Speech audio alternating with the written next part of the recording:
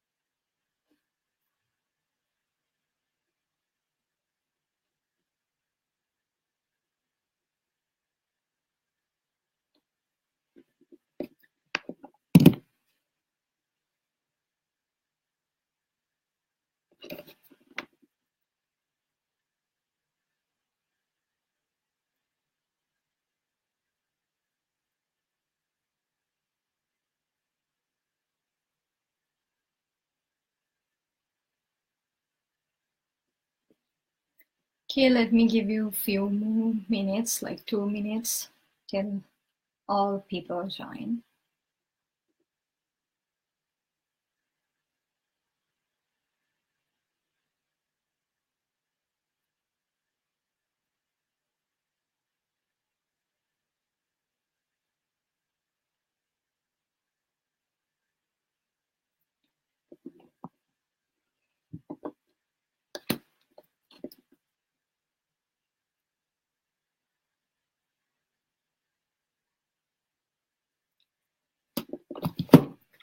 Okay, so I think I will start now. So I'm Ayumi, and today I'm going to talk about the art of multitasking in the sense of what it takes to be an all-rounder in life. So first I will give you a brief introduction about myself, and then I will go on to why I multitask and how I multitask. And in the meantime, if you have any questions, please feel free to comment. I will answer them at the end of the session.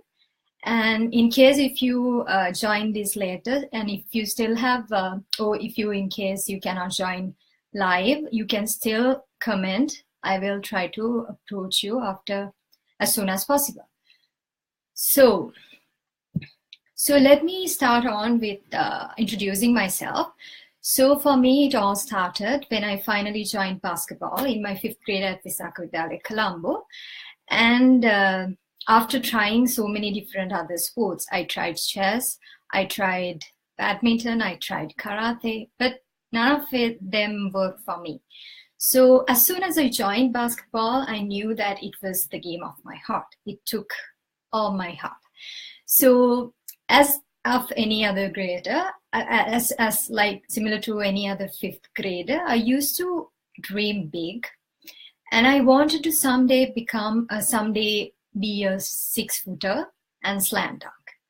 But as you can see, I'm barely 5'3". It never happened. But you know, that dream helped me. That dream drove me to practice hard. And later on, I played basketball at so many different levels. So that drive, I got through that dream. So after I joined basketball, I was so enthusiastic about sports, and I later on played netball and athletics. I joined athletics as well, and I represented my school in other sports, and later on I joined many clubs and societies as well. And also I found myself I also took part in the choir for some time and some organizing committees as well. So simultaneously with all those activities, I was a little friend, I was a junior prefect, I was a president's guide, and in 2010 I became the head prefect of Visakha Vidyalaya, Colombo.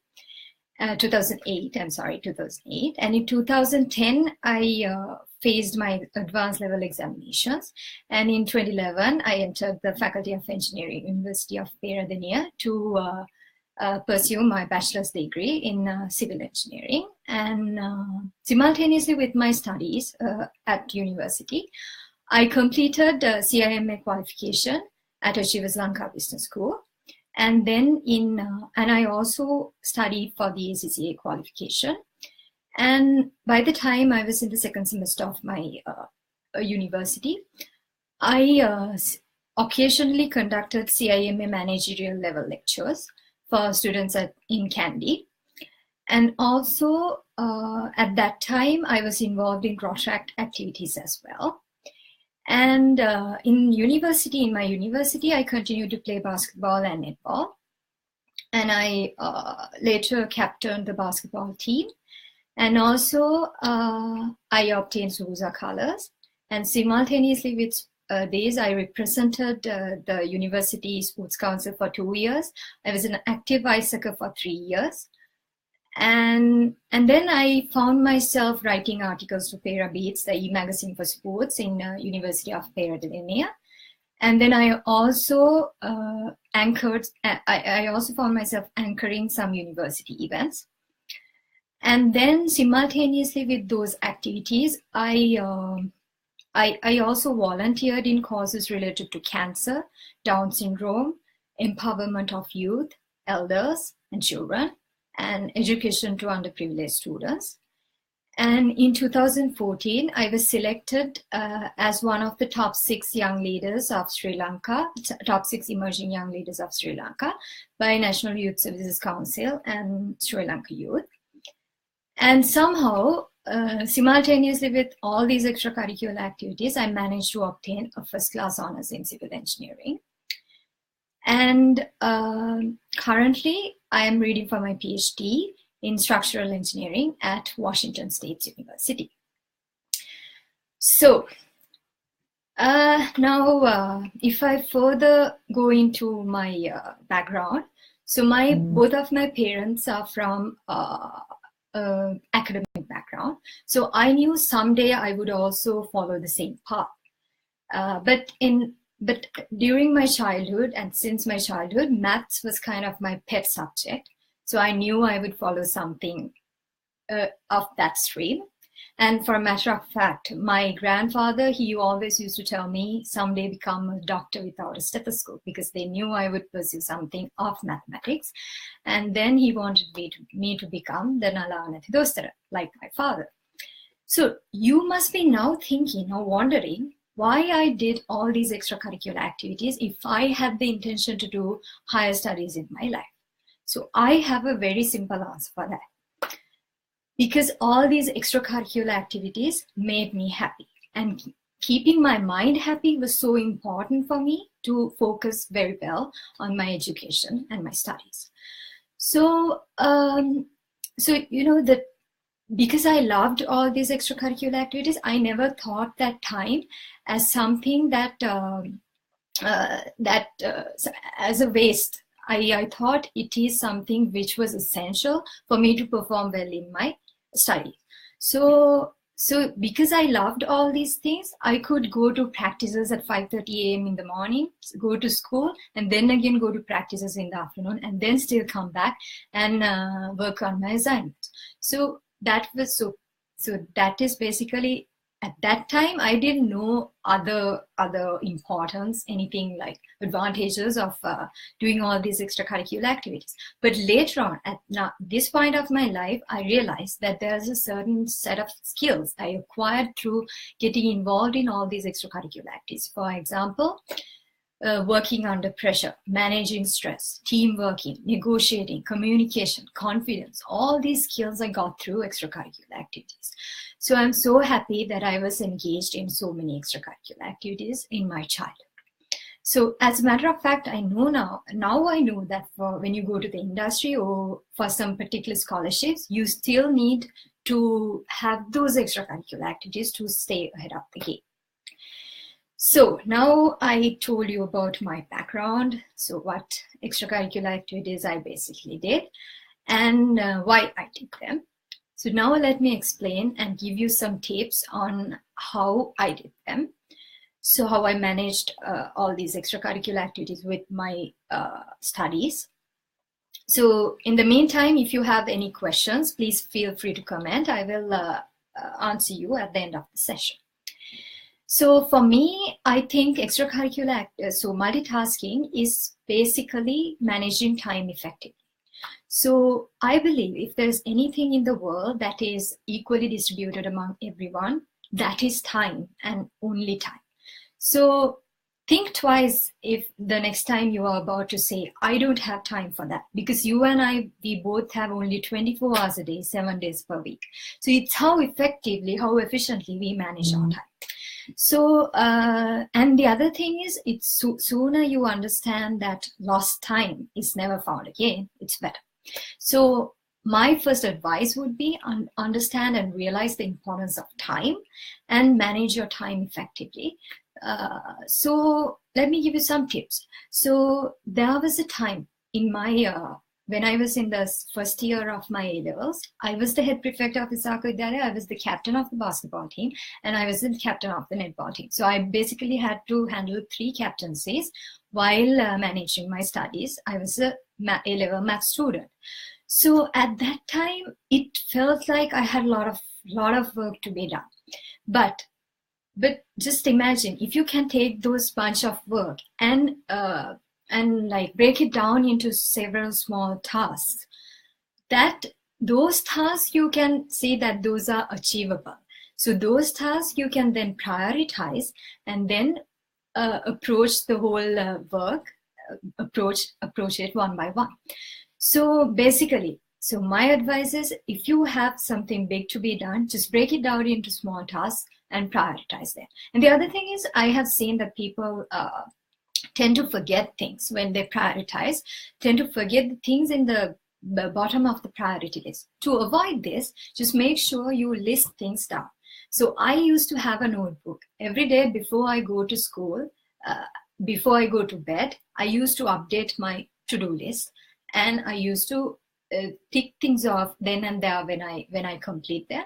So it is very important, have the decency to update your to-do list. So nowadays you have all these tools like OneNote, Google Calendars, reminders. You won't forget. So just get the maximum use of those electronic media you have. And the other thing I believe is that it's important that you live in the present. So I believe that you have to focus on what you are doing right now at this very moment. So play while you play, study while you study. Don't mix things up. So multitasking is not necessarily performing many different tasks at a given time. But at the end of the day, if you have completed a lot of tasks at a great efficiency, that is what I would call multitasking is. Because, I used to give my full focus when I'm studying in my school, when I'm studying and when I'm listening to a lecture. But at the same time, when I'm in the basketball court, I would give my whole mind and everything to playing basketball, to that. So, and the other thing is, it is necessary. I know that it is important to plan your future. It is important to learn from your past. But remember, always believe that there is no time like the present. So just that will help you to be content, and being happy will help you to focus more on on whatever you are doing. So that is very important. And the other thing, I would say that given that having said that, there is the importance of focus.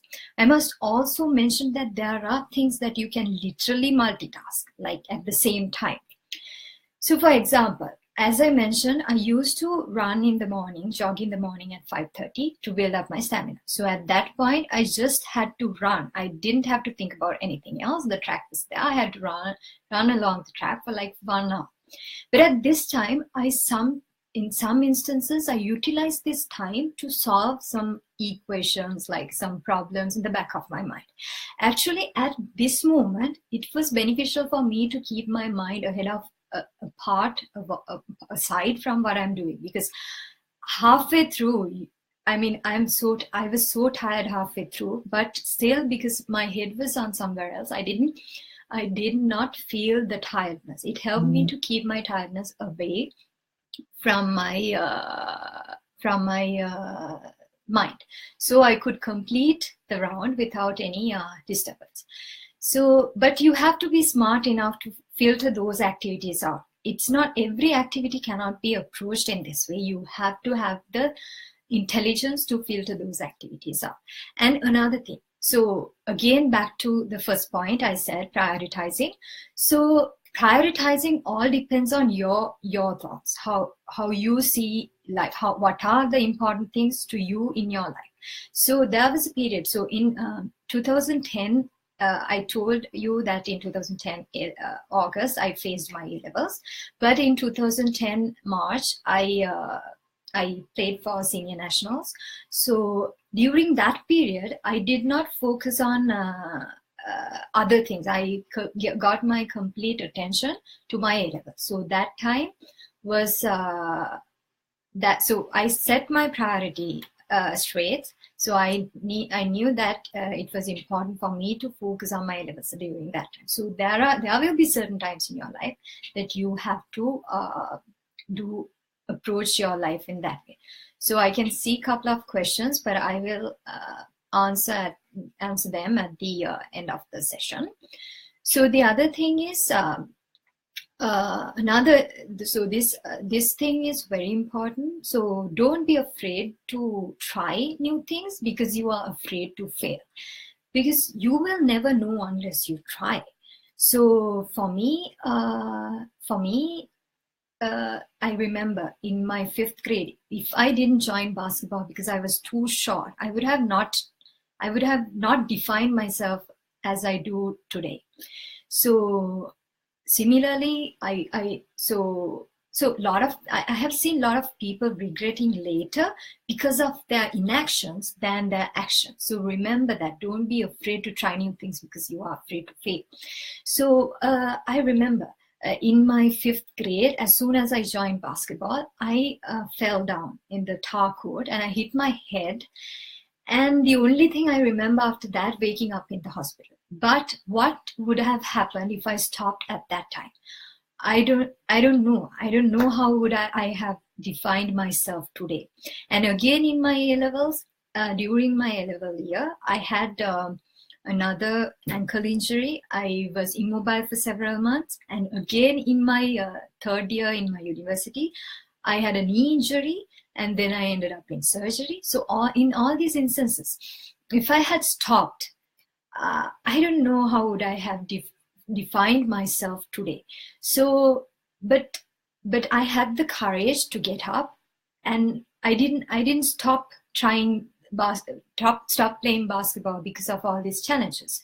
So because remember, at the end, so I would have never known that I had the capacity to manage all these things if I had stopped at any of these junctures. So remember that Nelson Mandela once said, "It will always seem impossible until it is done." So you have to take up the challenge and you have to try. It's okay to fail, but you have to try to know whether you can do it or not. So remember that. And so recently, I remember I had to go through many different biographies of different world-renowned leaders. So there I found there was one thing in common among all of them. So they had a big dream, and they never gave up on their dreams, no matter how difficult the circumstances are. So that is very, very important. You should never give up on your dreams. Do you know my favorite basketball player, Michael Jordan? He was dropped out from his basketball team, high school basketball team once. But what would have happened if he gave up? But later on, he became one of the greatest basketball players ever. And Steve Jobs, Bill Gates, they are college dropouts. What would have happened if they gave up on their dreams? I don't think we will talk about them today if they had given up on their dreams. So I remember something like that happened to me once. Not once, there are many instances, but I will give you one example. So I remember once we had this final of a tournament in a basketball match, and there were like 5 seconds more to go. We were behind by 1 point, and I had the basketball, and I took the game-winning shot. So I had no room for error, but what happened was I missed it. So we lost the game. So I was the captain of that time. So I felt like I let my team down, I let my coach down, I let myself down. So I felt I was responsible for the loss. So I was mentally down. I had already given up mentally because of that incident.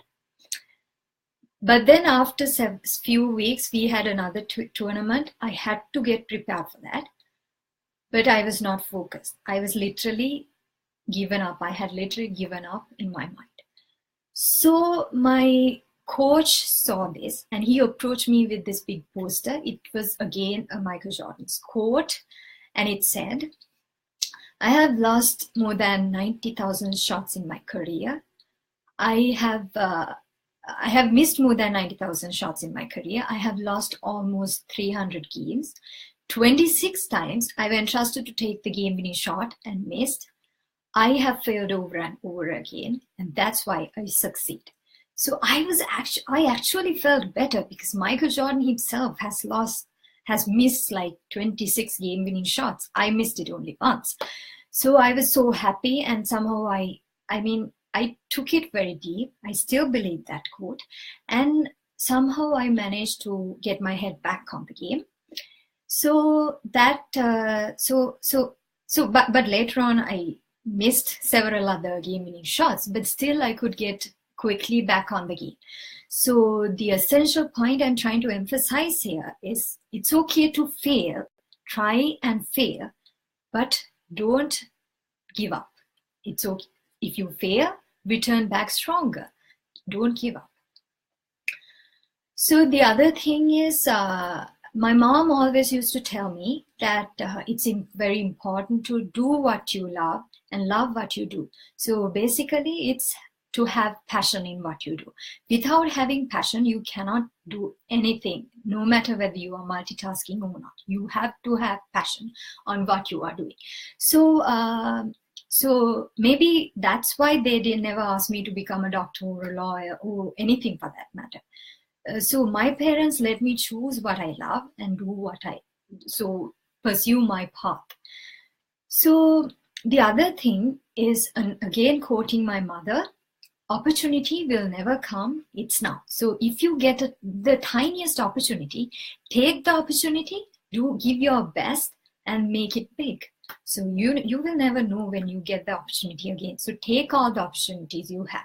So again, from one of my experiences, so I remember when I joined AIESEC in second year of my university, AIESEC in Kandy was just at the initial stages. So we could have just stayed there as members, but the whole team decided that we would walk an extra mile to take it to the next level. So we worked really hard for 2 years. We struggled 2 years. Always it's difficult to keep the first step.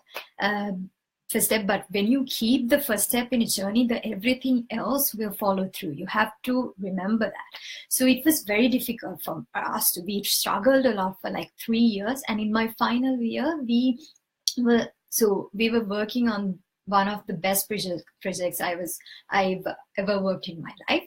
So for that, we worked really hard. So because it was final year, I had to focus on my studies as well. I still remember at me walking to my boarding place at 4 a.m. in the morning from the university with my friends. And the next day at 9 a.m., I had my final year research project presentations.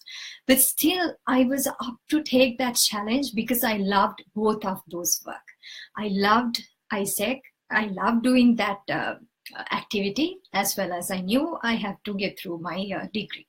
So having passion is very important. That will drive you, because that.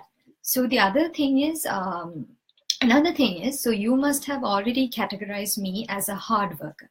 So working hard is inevitable in multitasking. But you have to remember, it's not only working hard, it's working smart too. You have to find ways in which you can perform some activity in a more effective way within a lesser time, because you know that you have to manage a lot of activities. You know that this is the amount of time I can allocate for you for this activity, and find new ways, be creative, find new ways of doing things efficiently. So that is also important. So remember, it's a combination of working hard and working smart. So the other thing is, as I always say, dream big. If you're aiming somewhere, just aim the moon and nothing below that. You have to do that, because if you miss, you will land at least somewhere nearby. But you have to aim high. And I think it's important to have perseverance in life. So I would suggest you to approach your life as a marathon, not as a sprint. I would suggest you to approach it as a test match and not as a 2020 game, because the longer you stay in the wicket without losing it, it's better. There will be certain periods in your life that you see absolutely nothing is happening. There is no apparent achievement, but you have to have the perseverance. You have to be steady. And you have to keep your head held up during these periods for you to, and because it will be very important in your success later. You should not give up in those times. And the other thing is, having said the importance of multitasking, I must emphasize, don't overdo. You have to take in the amount you can, only the amount you can. So different people have different capacities. So take the amount you can handle at a time, only that amount. And give yourself some rest. Sleep well, rest well. There are days in my life, like literally I do nothing. I just chill, because I know it is important for me to come next day and work efficiently. That rest, that distraction is important. And have your own bucket list. Travel, see new places, meet new people, eat new food, try new things, do sky jumping, scuba diving, I don't know, you name it, have your own bucket list, because all these things matters to have a balanced life.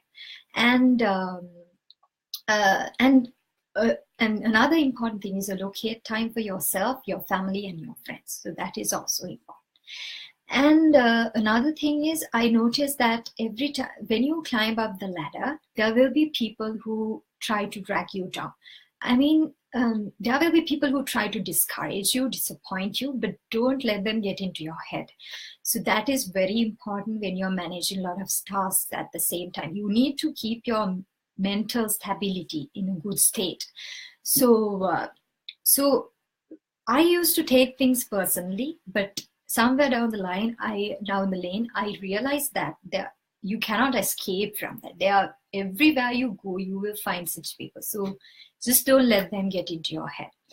And I also think, this is a general comment, because I think it is important for you to have a mentor in your life. It can be anyone. It does not have to be a designated mentor. It can be anyone, like a family member, a friend, a teacher, a coach, anyone that could give you valuable insights to your problems. Another perspective of this is that when you have someone like a mentor, you can get a fresh pair of eyes for a problem that you are approaching. So you will have a different angle to that problem, so that you can you can approach the problem in a different way. Maybe it's a better way. So for me, I had many like that. So my parents was ahead of them. So I remember my father is kind of analytical person, so he worked with all the numbers. He used to tell me this much, this much, this much, and all. My mom, she was like more. She was like the one who encouraged me. Okay, whatever you do, you can do it, and all, something like that. So I had both eyes. So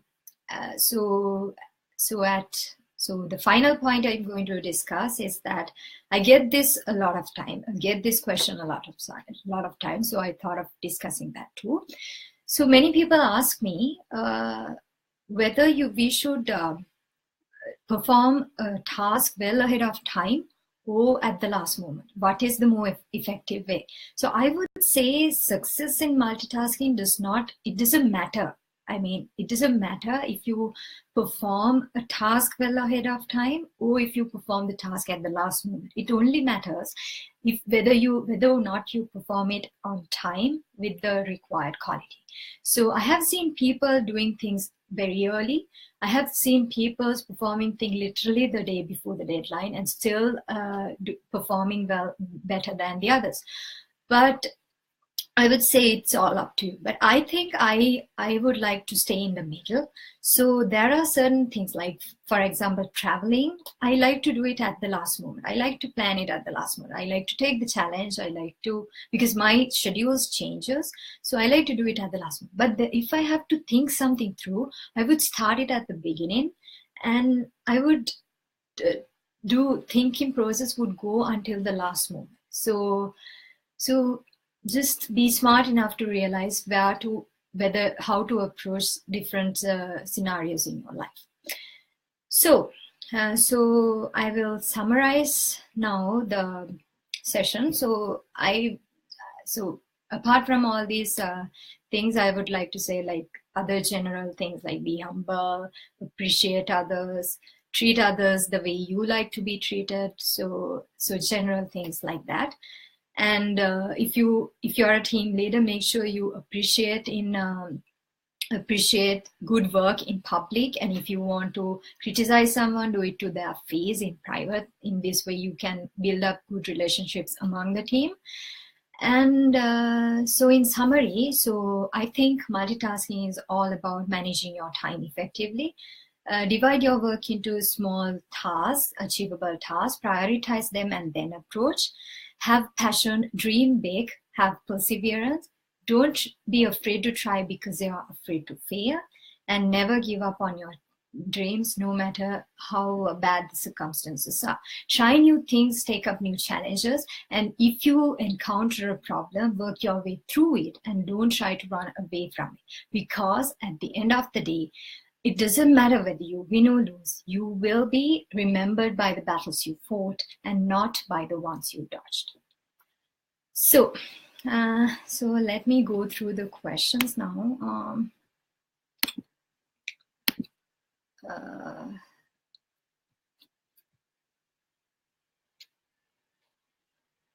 Who are your role models and how have they affected in your life goals?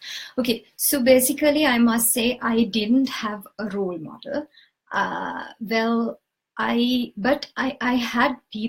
had qualities in people that I admired. So I tried to incorporate those qualities in my life, but I did not have a specific role model. Whenever I see something good, I try to incorporate it in my life. For a matter of fact, I believe that everyone is unique. So I thought that I should write my own life. Like I should not follow anyone else. But again, emphasizing it's okay. It's good to have a role model, but it's not necessary or it's not compulsory. Did your extracurricular activities matter when you applied for PhD? Okay, so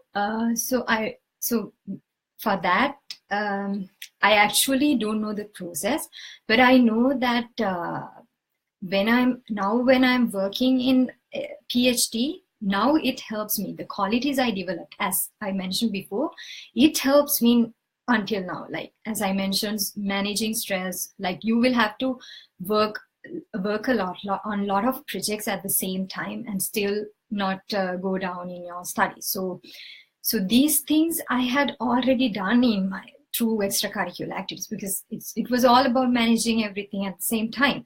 So now it's not a big task.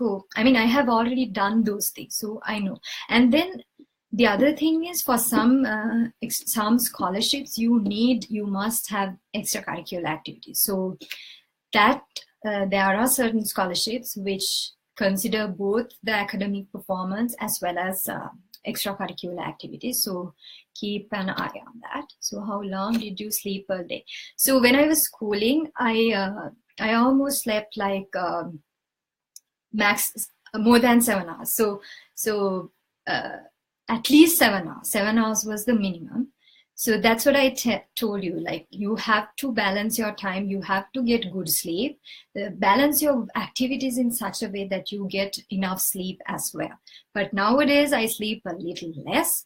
But on the weekends I just sleep off. Manage everything. Someone has to change from becoming a do everything yourself to a leader who guides others to achieve common goals. Where you more of a leader or doer when you had to manage everything? Okay, so yeah, so you're asking me whether I was a leader or I managed everything. I tried to do everything on my own. I think that's what you meant. So I should say, if you are a leader, just make sure you delegate enough of your work. Just don't try to do everything on your own.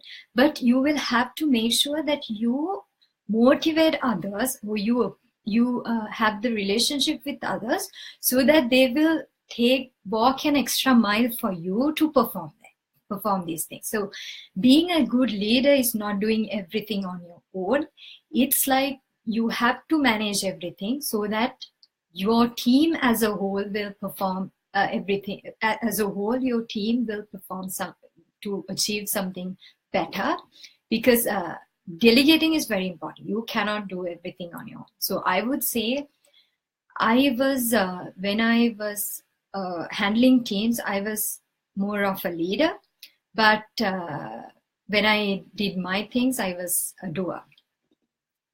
I was more of a leader when I led the team. What are the biggest challenges you have faced in your life, and how did you overcome them? So there are many challenges I had in my life. So the biggest challenge I found, the most recent one was, so in 2014, as I mentioned, I had a sports injury when I was in the university.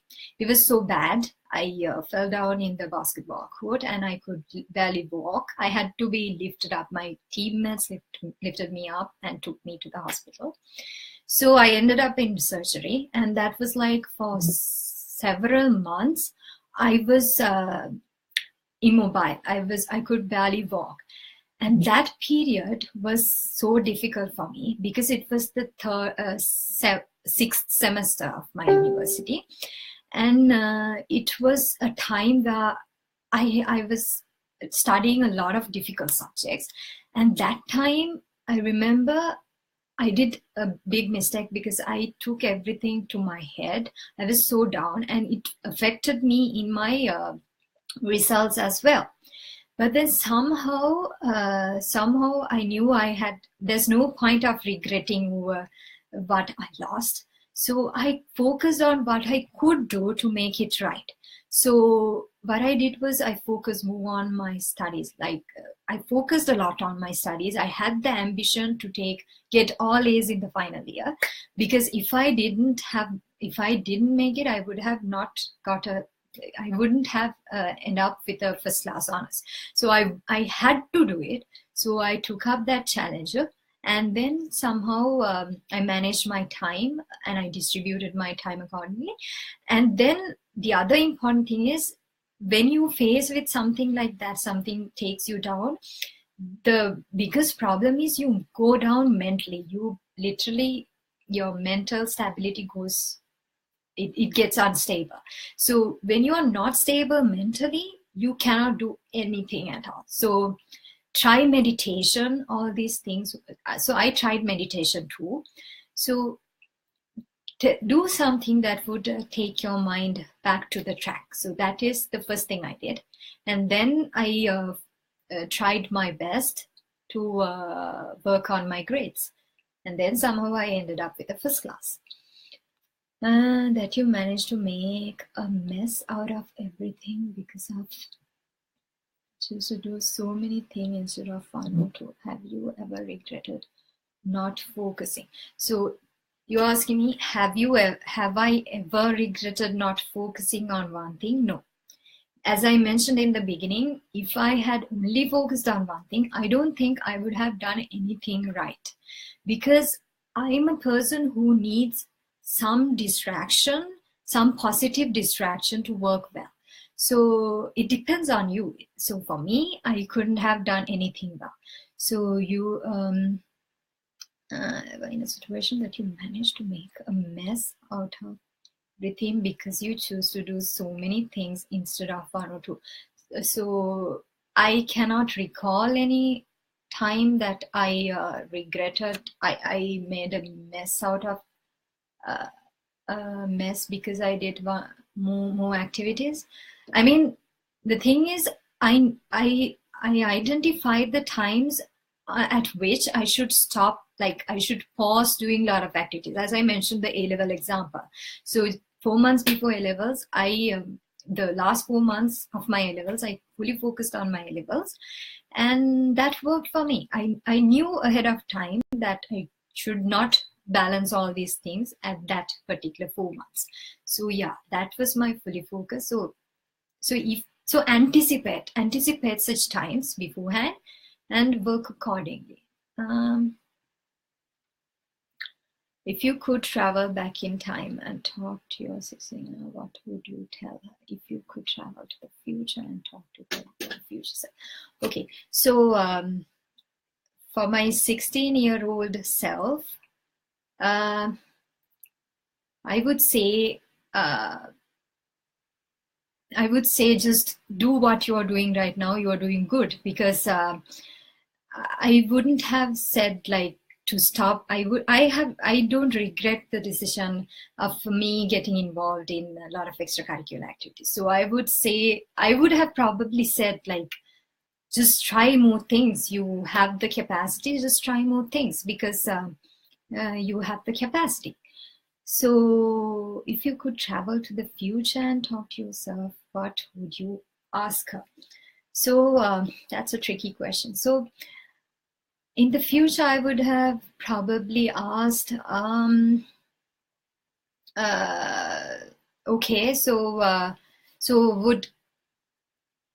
would have asked, do you regret doing all these extracurricular activities? And probably, so I would have asked something like that. Do you regret doing extracurricular activities, or do you regret not doing extracurricular activities during a certain time?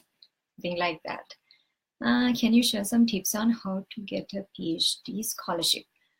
So that is kind of difficult, because it all depends on what you want to study. So in my stream, what you want to study is and what your CV tells about you. So I think the key to get a PhD scholarship is writing your statement of purpose well. So I would ask you to start from there.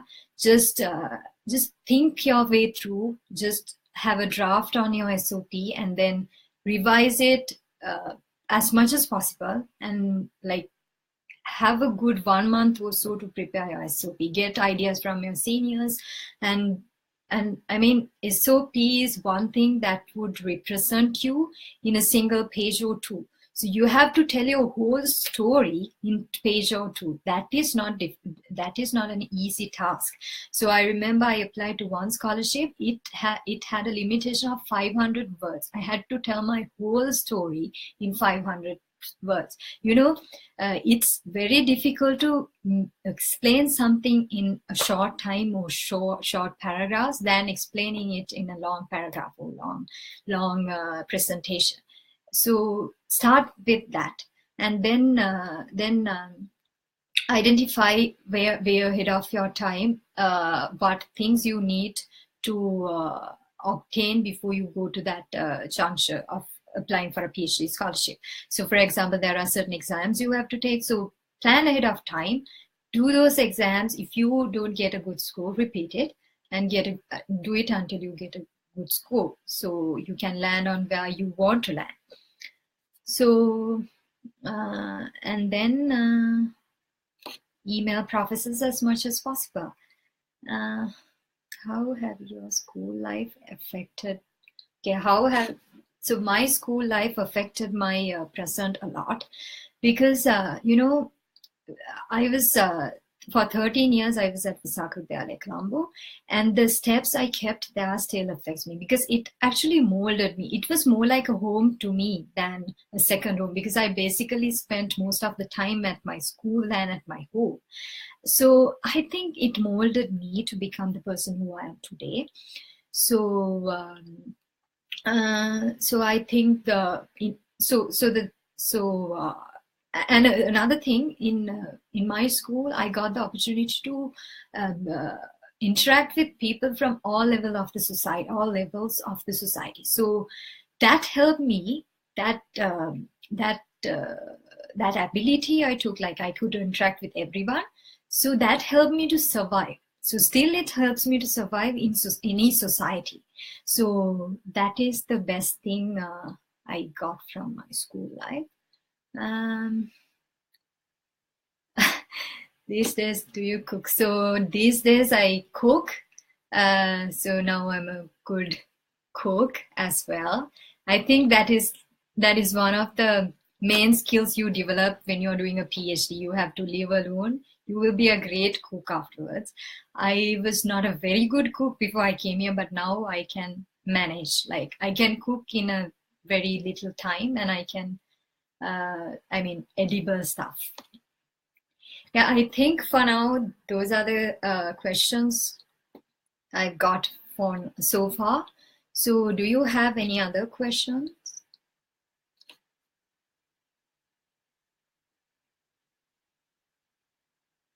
Okay, so I think we don't have any other questions so far for now. And let me say that if you have any other questions, just feel free to comment. Oh, there's one. Okay, so you don't have any questions right now. So if you have any questions later on after this video, just feel free to comment. I will try to get back to you as soon as possible. So I think it's time to wind things up. So before I wind things up, I must thank the Sustainable Education Foundation webpage for setting up this discussion. And I hope the ideas I shared today will help you in some way on some day. So dream big, have passion and perseverance. Don't be afraid to try new things because you are afraid to fail. Never give up on your dreams because things may seem impossible right now, but remember, if you have the will, someday you will realize that impossible is nothing. So live your life, love your life. Thank you for joining.